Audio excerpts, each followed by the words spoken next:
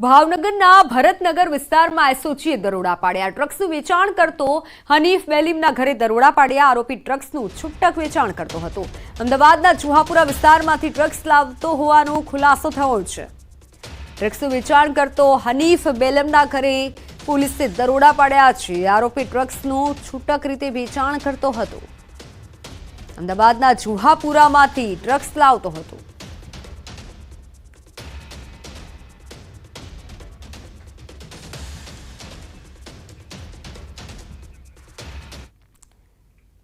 જામનગરમાં 8 વન્ડર ગ્રુપે ગણેશ મહોત્સવમાં એક સાથે 2 વર્લ્ડ રેકોર્ડ સ્થાપિત કરવાના પ્રયાસ કર્યા। શ્રી દગડુ શેઠ સાર્વજનિક ગણેશ મહોત્સવમાં ગણપતિની ધાન્યની મૂર્તિને 551 મીટરથી મોટી હાલારી પાઘડી પહેરાવાઈ। સાથે ગણેશજીને પ્રિય એવા 11,111 મોદકનો પ્રસાદ ધરાવાયો, જેનું લોકોમાં પ્રસાદી તરીકે વિતરણ કરાશે। ત્યારે ગિનીસ બુક ઓફ વર્લ્ડ રેકોર્ડની ગાઈડલાઈન પ્રમાણે આ બંને રેકોર્ડ સ્થાપિત કરવાના પ્રયાસ હાથ ધરાયા। વન ટ્રી પ્રોજેક્ટ સાથે જોડાયા છે પર્યાવરણવિદ પ્રસિદ્ધિ વન ફાઉન્ડેશનના સ્થાપક 11 વર્ષીય પ્રસિદ્ધિ સિંહ।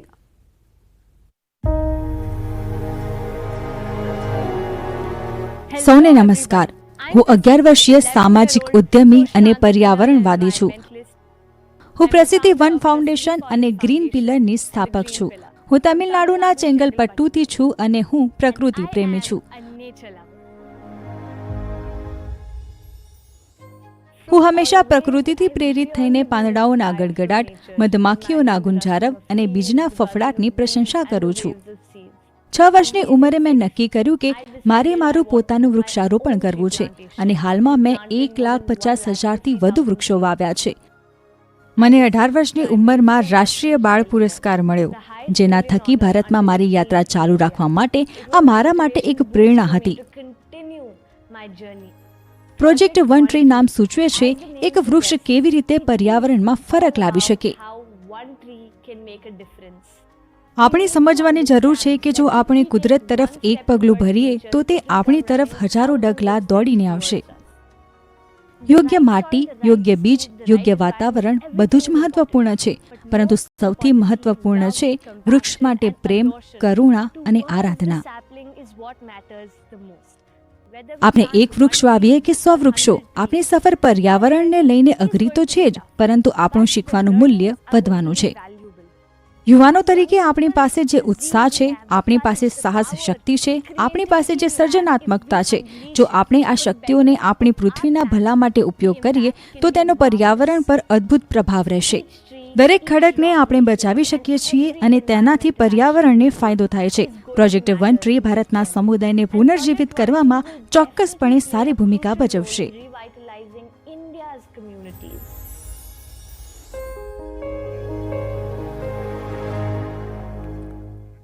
તો સમાચારોમાં હાલ બસ આટલું જ। રજા આપશું। નમસ્કાર।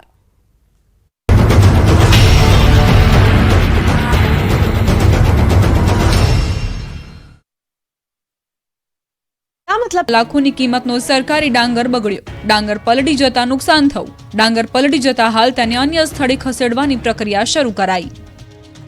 નમસ્કાર, આપ જોઈ રહ્યા છો ગુજરાતની number 1 news channel news 18 Gujarati. આપણું ગુજરાત સાથે હું છું સિદ્ધાર્થ ધોળકિયા। મહત્વના સમાચારથી કરીએ શરૂઆત। ધાનેરામાં ધનાધન વરસાદથી દુકાનોમાં ઘૂસી ગયા છે પાણી। ઉત્તર ગુજરાતમાં ભારે વરસાદના પગલે અનેક શહેરો પાણી થઈ ગયા છે। સૌથી ખરાબ હાલત થઈ ગઈ છે ધાનેરાની। બનાસકાંઠાના ધાનેરામાં 3 કલાકમાં 3 ઇંચ વરસાદથી શહેરમાં જળબંબાકારની સ્થિતિનું નિર્માણ થયું।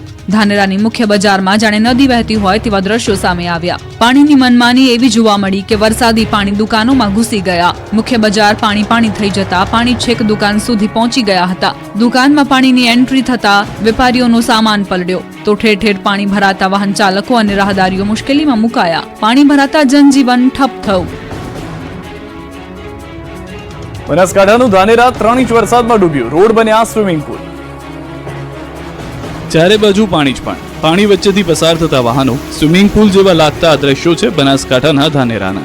અહીં સતત બીજા દિવસે મેઘરાજા ધબધબાટી બોલાવી। વહેલી સવારથી વાદળો પાણી લઈને ધાનેરાની ઉપર મંડરાયા। કાળા ડિબાંગ બનેલું આકાશ સવારથી જ વરસવા લાગતા થોડી જ કલાકોમાં ધાનેરા પાણી થઈ ગયું।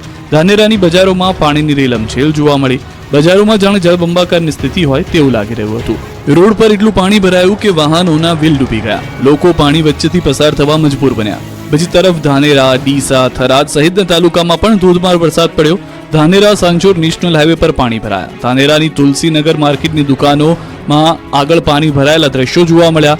3 કલાકમાં 3 ઇંચ વરસાદ ખાબકી જતા હાલ બેહાલ થઈ ગયા. બીજી તરફ પાટણમાં વગર વરસાદે ખેતરોમાં પાણીની રેલમછેલ જોવા મળી. પાટણમાં હાલ ભારે વરસાદ નથી છતાં હજુ પણ ખેતરો તરબોળ છે. સાતલપુરના અબિયાણામાં ખેડૂતોની મુશ્કેલીમાં વધારો થયો. ખેતરોમાં હજુ વરસાદી પાણી ઓસર્યા નથી. ખેતરો પાણીથી લથબથ છે. બનાસ નદીના પાણી અબિયાણાના ખેતરોમાં ફરી વળતા ખેડૂતોની પથારી ફરી ગઈ છે. પાક ડૂબી ગયો છે.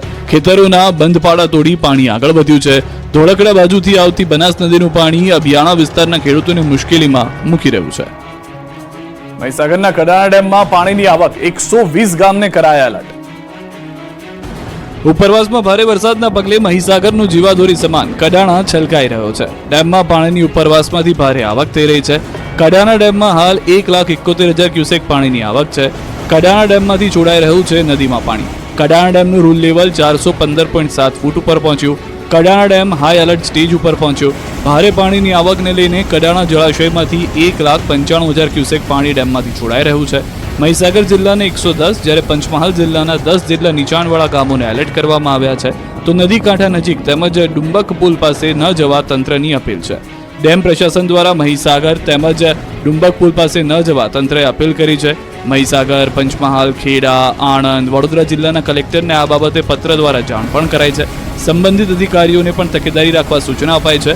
કડાણા જળાશય દ્વારા મહીસાગર નદીમાં પાણી છોડાતા મહીસાગર નદી ગાંડીતુર બની. આ તરફ ભારે આવક બાદ મહીસાગર નદીનું રૌદ્ર સ્વરૂપ જોવા મળ્યું. અનેક ગામોને એલર્ટ કરી દેવામાં આવ્યા. ભારે વરસાદના પગલે નદીઓ ગાંડીતુર બની છે. ત્યારે ખેડાની મહીસાગર નદીનું પણ રૌદ્ર સ્વરૂપ જોવા મળી રહ્યું છે. અનરાધાર વરસાદ અને ઉપરવાસમાંથી પાણીની પુષ્કળ આવકને કારણે નદીના પાણીની બમ્પર આવકના દ્રશ્યો જુઓ. જેથી નદી કાંઠાના ગામોને સાવધાન રહેવા અપીલ કરવામાં આવી છે. ઠાસરા, ગળતેશ્વરના કાંઠાના ગામોમાં એલર્ટ કરાયા છે. હાલ નદીમાં 3 લાખ ક્યુસેક પાણી છોડાયું છે. વણાકબારી વિયરમાંથી 3,40,000 ક્યુસેક પાણીની આવક છે. તો ખેડા વડોદરાને જોડતો ગળતેશ્વર ડેસર બ્રિજ બંધ કરાયો છે. પાણીની આવક વધતા સાવચેતીના ભાગરૂપે બ્રિજ બંધ કરાયો. તલાટીઓ, અધિકારીઓને હેડક્વાર્ટર ન છોડવા આદેશ આપવામાં આવ્યો. મહીસાગર નદીમાં 3 લાખ ક્યુસેક પાણી છોડવામાં આવતા તંત્ર એલર્ટ મોડ પર છે. મધ્ય ગુજરાતમાં ભારે વરસાદથી નદીઓમાં નવા નીરની આવક, પુલ પાણીમાં ગરકાવ. મહીસાગરના કડાણા ડેમમાંથી 21 ગેટ ખોલી 2,30,160 ક્યુસેક પાણી મહીસાગર નદીમાં છોડવામાં આવી રહ્યું છે. જેને લઈને લુણાવાડા તાલુકામાં આવેલો ખાનપુર અને મલેકપુરનો જોડતો તાત્રોલી પુલ અવરજવર માટે બંધ કરવામાં આવ્યો છે. દર વર્ષે કડાણા ડેમમાંથી ભારે માત્રામાં પાણી છોડાય છે. ત્યારે ડુબક પદ્ધતિથી બનેલો આ પુલ પાણીમાં ગરકાવ થતો હોય છે. જેને લઈ વહીવટી તંત્ર દ્વારા આ પુલને અવરજવર માટે બંધ કરવામાં આવ્યો. સ્થાનિકોના મતે પુલ બંધ થતા રહીશોને 20